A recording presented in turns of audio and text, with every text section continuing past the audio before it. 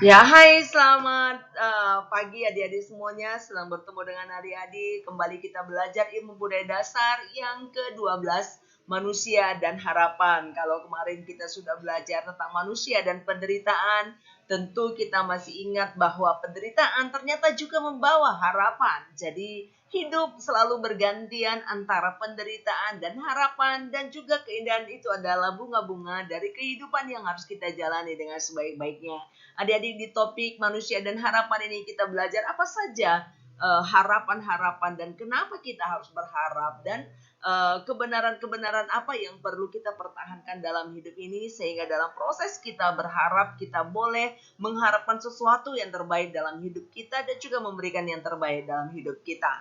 Masih bersama dengan saya, Mas Lan Siombing SSMSI, kita akan kupas tuntas topik ini. Mari kita lanjutkan bagian yang pertama. Adik-adik, buahnya lah dapat diketahui tumbuhan apa pohon itu. Ya, apa yang kamu tanam, itu yang kamu tuai. Adik-adik, dari pepatah ini tentu kita harus banyak belajar. Hubungannya dengan kita adalah kalau kamu rajin kuliah dan bekerja, ya kuliah sambil bekerja karena kamu ingin lulus PNS, ingin lulus di BUMN, atau ingin bekerja di berbagai perusahaan yang bagus, maka itulah yang akan kamu tuai. Ya, punya pekerjaan tetap. Selalulah fokus ke arah tersebut. Karena hal yang paling berharga adalah memiliki pekerjaan. Jangan lepaskan hal yang berharga itu. Ingatlah itu supaya kamu boleh fokus terhadap apa yang harus dikejar. Karena masa depanmu ada di tanganmu. Ya, adik-adik, kamu kuliah 3 tahun, kuasai komputer bahasa Inggris, terus tingkatkan brand beauty behaviormu dengan kuliah sambil bekerja, maka kamu tentu bisa berharap untuk bisa memiliki kesuksesan yang sama seperti abang dan kakak kelas dari alumni Amik Medicom. Oleh sebab itu, mari kita lihat dulu sebenarnya apa pengertian harapan.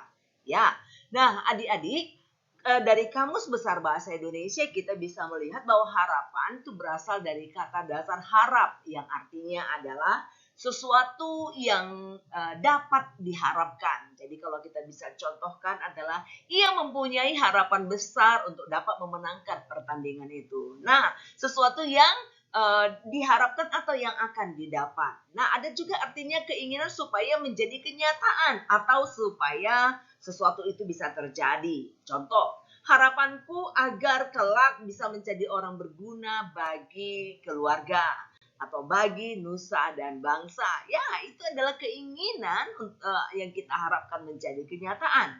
Arti yang ketiga adalah orang yang diharapkan atau dipercaya. Contoh nih ya, pemuda harapan bangsa. Jadi artinya pemuda adalah yang diharapkan atau yang dipercaya.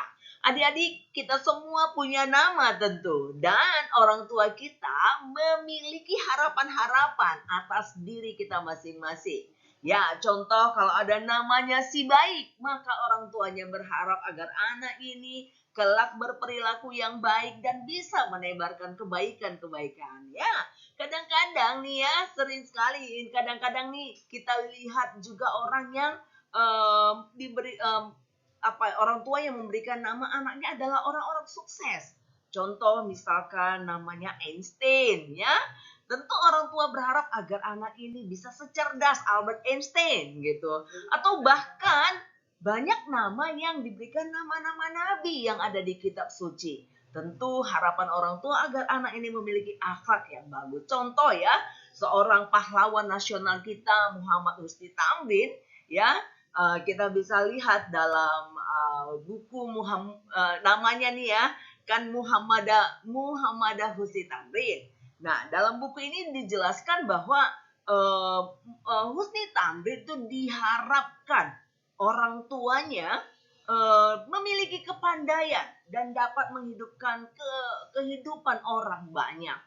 Nah, bahkan dukun bayinya juga ya yang membidani kelahiran tokoh itu menyebutkan bahwa harapan agar Husni Tamrin ini boleh memiliki pangkat di masa depan. Kehidupan yang baik di masa depan dan harapan-harapan itu tercapai ya. Adik-adik, contoh-contoh mungkin nama-nama kita masing-masing juga pasti punya arti, boleh ditanya orang tuanya ya. Apa arti nama masing-masing, karena ada kalanya pada saat wawancara muncul pertanyaan, coba adik, coba kamu sebutkan, coba saudara sebutkan apa arti dari nama saudara, ya kan? Nah, harus tahu dan percaya diri menyebutkannya. Ya, adik-adik, kita mau lihat dulu harapan ternyata bisa kita dapatkan sungguh pun kita dalam penderitaan, ya. Jadi penderitaan yang kita hadapi atau persoalan yang kita hadapi, di baliknya itu ada harapan yang dicapai. Contoh nih ya, yang paling sederhana, seorang ibu yang mengandung anaknya 9 bulan 10 hari, wow, pertaruhannya adalah nyawa, tidak sedikit yang bahkan berujung pada kematian.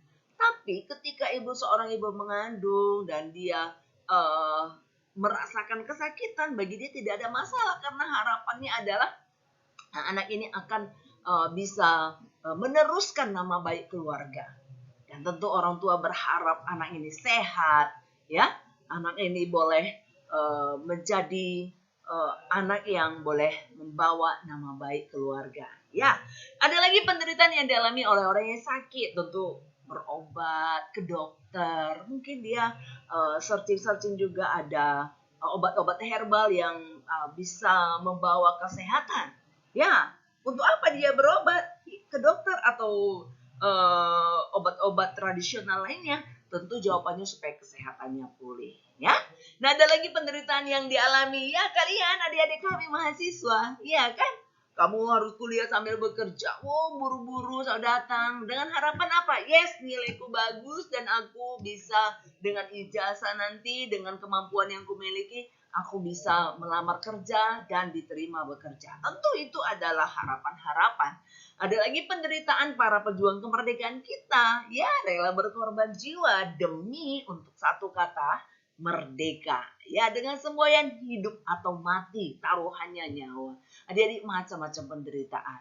Ya, ada kalanya penderitaan itu memang kita yang membuat. Kita sendiri karena kelalaian, karena kesalahan kita. Ya, sungguh pun demikian, tetaplah berharap. Ya, kalau kita lihat ada seorang mantan politikus ya, Angelina Sonda, ya dia penderitaan yang disebabkan oleh diri sendiri yang melakukan korupsi ya, dan akhirnya dia membayar 10 tahun di penjara, tapi dia tetap berharap selama 10 tahun itu dia berharap akan ketemu dengan anaknya, akan boleh memperbaiki kesalahan. Itu harapan-harapan ya. Ya, adik-adik, harapan hidup manusia didasarkan pada kebutuhan kodrat dan kebutuhan hidup. Kalau kita lihat hierarki yang disampaikan oleh Abraham Maslow, ya, bahwa kebutuhan manusia itu ada 5. Yang pertama, harapan untuk memperoleh kelangsungan hidup. Tentu ini adalah sandang, pangan, pakaian, atau sering juga disebut ini dengan basic need, ya, kebutuhan yang paling utama ya adalah makanan ya, kemudian tempat tinggal, pakaian yang layak. Nah, ini adalah kelangsungan hidup. Yang kedua, harapan memperoleh keamanan ya, keamanan, keteraturan, stabilitas. Bisa kita bayangkan bagaimana perasaan saudara-saudara kita yang berada di Ukraina saat ini. Tentu mereka begitu ketakutan karena dampak perang ini. Demikian juga yang di Palestina dan yang di daerah-daerah konflik lainnya. Nah, yang ketiga adalah harapan untuk memiliki hak dan kewajiban untuk dicintai dan mencintai, ya. Atau sering juga disebut ini dengan sosialisasi, ya. Ada relasi dalam keluarga, merasa dibutuhkan, merasa dihargai. Nah, yang keempat adalah harapan memiliki hak dan kewajiban untuk dihargai, ya, atau penghargaan, ya, terhadap pencapaian, penghargaan terhadap tanggung jawab. Orang tua kita sering sekali kalau kita udah menyelesaikan tanggung jawab kita, mereka kasih reward atau kasih hadiah-hadiah, mungkin menambah uang jajan ya. Di tempat pekerjaan juga seperti itu. Dan yang kelima adalah harapan memperoleh perwujudan dan cita-cita, atau sering juga disebut dengan aktualisasi diri ya, dengan prestasi yang kita buat, dengan tanggung jawab yang kita jalankan. Kita ingin setiap orang ingin mengaktualisasikan dirinya bahwa dia bisa menunjukkan di tengah-tengah kelompoknya atau di masyarakatnya bahwa ini loh saya bisa diandalkan atau saya bisa menjadi bagian yang boleh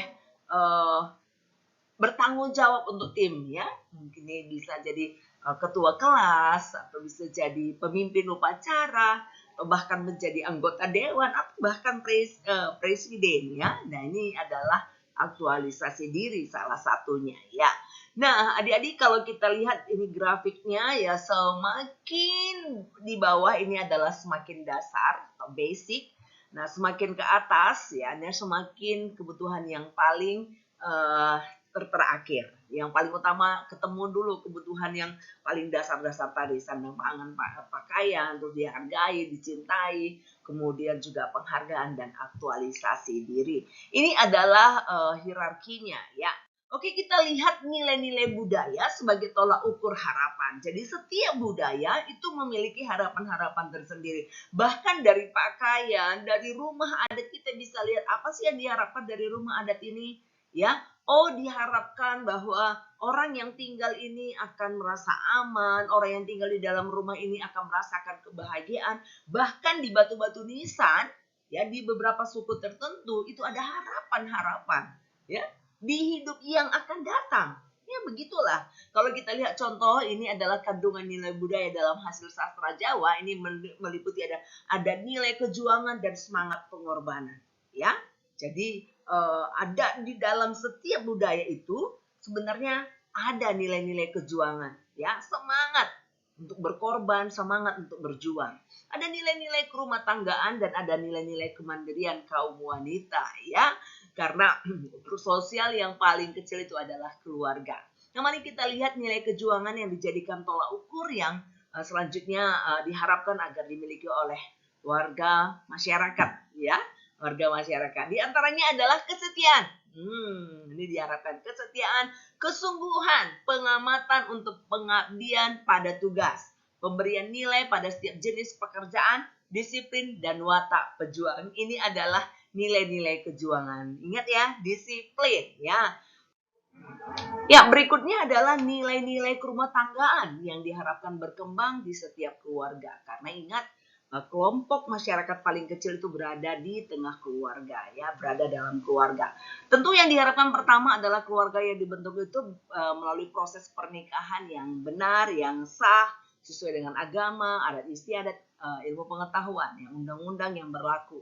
Nah, kemudian hubungan suami istri berdasarkan cinta dan kasih sehingga tidak ada KDRT dalam keluarga, ya baik itu secara verbal apalagi fisik. Nah, yang ketiga adalah pribadi suami atau jati diri suami atau pemimpin keluarga yang menjadi imam itu harus baik, benar dan mantap ya. Lihat saja dia kalau udah rajin bekerja, rajin beribadah ya sudah itu orangnya gak usah susah-susah lagi. Rajin enak komunikasi ya udah gitu ya. Tapi kalau dia sudah masih pacaran, sudah baru lagi seminggu pacaran udah mulai pesa nih, pegang sana sini, wah itu udah stop ya, jangan dilanjutkan lagi, itu pertanda bahwa dia nggak bertanggung jawab. Simpel kan? Oke, jati diri istri tentu berdasarkan watak yang baik pula, benar dan mantap ya. Dan hubungan antara orang tua dan anak itu dilandaskan pada kewajiban dan hak. Ingat kewajiban dulu ya. Tentu anak berkewajiban menghormati orang tua dan orang tua berkewajiban mencintai, melindungi anak-anaknya, memberikan rasa aman bagi anak-anaknya. Ya, selanjutnya baru hak ya. Kemudian yang keenam, pembinaan keluarga ke arah kehidupan yang sejahtera dan diharapkan dapat dimiliki setiap individu ya. Setiap orang tua berharap anak-anaknya hidup yang lebih baik dari mereka. Itu sebabnya adik-adik disupport oleh orang tua untuk kuliah. Tentu ada harapan di situ agar kalian boleh menaikkan derajat. Adik-adik selanjutnya kita lihat ya makna kepercayaan ya, kepercayaan terhadap kebenaran ya kan. Nah, kalau kebenaran itu adalah sesuatu yang sesuai ya antara pikiran dan kenyataan, ya. Itulah kebenaran. Ya. Contoh nih apa ya? Aku pikir nih hari Sabtu gitu. Oh, lihat kalender, oh bukan. Ya, kan rupanya ini hari Jumat. Nah, itulah yang kebenaran. Ya, sesuai dengan kenyataan. Ya. Jadi ketika ada dalam pikiran kita kemudian menjadi kenyataan, nah pada umumnya itulah yang disebut dengan kebenaran, ya. Nah, dalam hal ini kita mau lihat dulu ya, kebenaran apa saja sih ya. Kita lihat ada kebenaran logis yang sering juga disebut dengan kebenaran etis, ya. Sedangkan kebenaran logis disebut dengan kebenaran objektif, ya. Jadi logis atau objektif. Kemudian ada kebenaran yang disebut dengan kebenaran etis atau kebenaran subjektif. Mari kita lihat dulu ya. Nah, kebenaran logis. Apa sih yang dimaksud dari kebenaran logis? Ya, dari katanya gampang ya, mudah kita lihat bahwa logis itu adalah sesuai dengan logika atau sesuai dengan fakta yang ada. Itulah ya. Jadi di sini nggak ada melibatkan antara perasaan saya, persepsi saya, menurut pandangan saya, nggak ada. Jadi objektif itu ada kebenaran yang realita, ya. Nah, contoh kebenaran objektif ya. Kecepatan cahaya selalu benar dari sudut pandang manapun. Mau kita mau di timur, di barat, di utara sama saja. Ya, hukum-hukum fisika juga seperti itu. Ya. Kalau misalkan kita menjatuhkan satu benda, maka dengan cepat gaya gratifikasi bumi ini akan menariknya. Ya, itu contoh fisika. Kebenarannya sama. Mau kamu di desa, mau di kota, sama aja. Ya. Nah, itu adalah kebenaran logis. Ya, setiap pagi pasti terbit matahari. Kebenaran logis. Iya kan? Kemudian kita bisa lihat bahwa contoh kalau kebenaran logis lainnya adalah kalau ada angin laut, ada angin darat, ya. Angin laut adalah angin yang berembus dari laut ke darat. Nah, kan itu kebenaran logis yang kamu nggak usah mikir, memang begitu kenyataannya, ya. Nah, kemudian ada kebenaran subjektif atau kebenaran etis. Ini tergantung persepsi pengamatannya, ya. Sering juga disebut dengan kebenaran relatif, ya. Karena ini tergantung dari bagaimana kamu memandangnya, ya. Kalau seseorang kita bilang, waduh bagus banget bajunya, itu persepsimu, orang lain belum tentu, ya. Tapi bajunya warna merah, mau kamu lagi senang mau nggak senang, memang bajunya warna merah, itu kebenaran yang objektif, ya. Jadi kalau melibatkan perasaan itu subjektif atau etis, ya.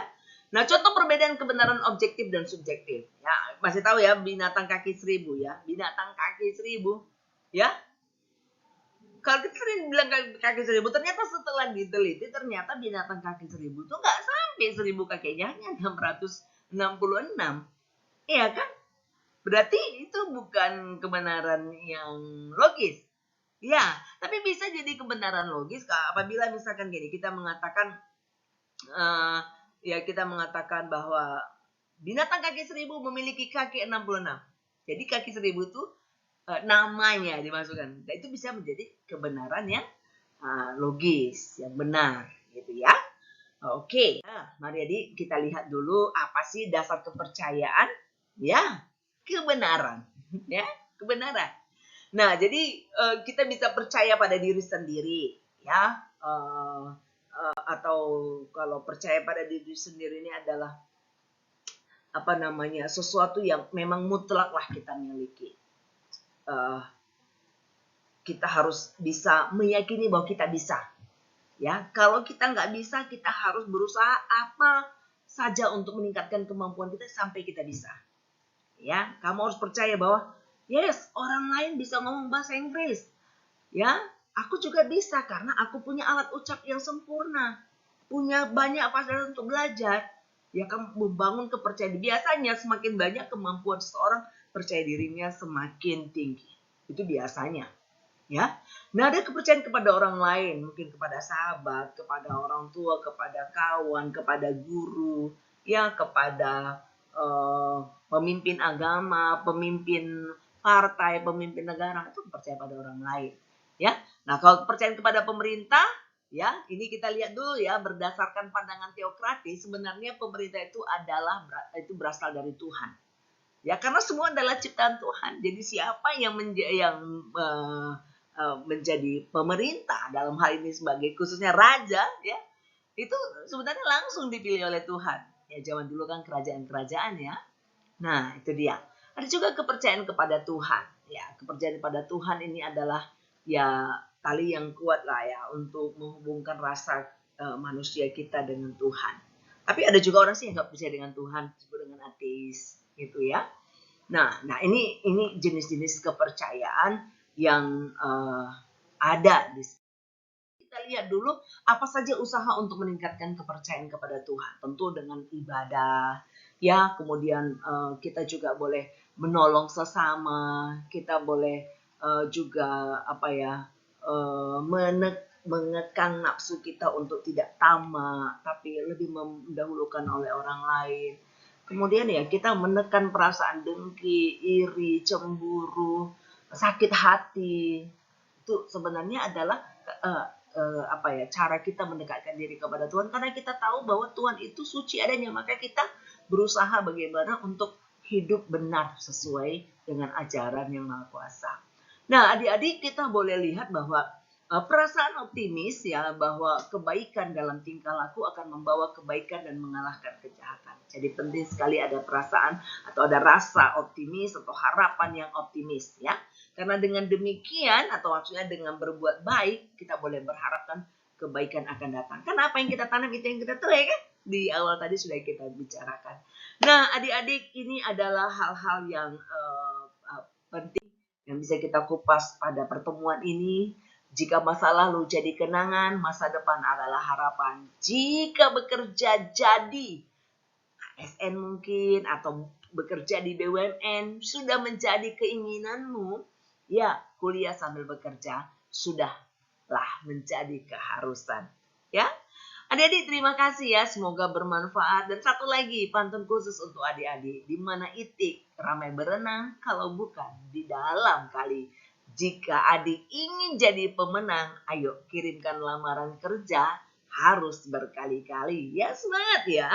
Adik-adik, harapan, semangat, percaya pada kebenaran, percaya pada diri sendiri. Kalau kamu masih ragu-ragu, hubungi saya. Chat bagaimana lamaranku sudah cocok atau tidak. Please komunikasi dengan baik. Semangatlah, kalian sudah berada di semester 6. Ya, kalau kamu masih belum percaya diri, misalkan, aduh aku gimana nih ya, udah semester 6 belum punya keahlian, aku belum mahir kali di bidang desain grafis. Ayo, kejar terus. Kamu pasti bisa. Winners I can. Ya, terima kasih adik-adik. Semoga bermanfaat.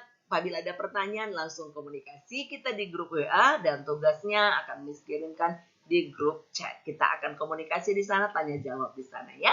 Terima kasih. Kan lama-lama. See you, bye-bye.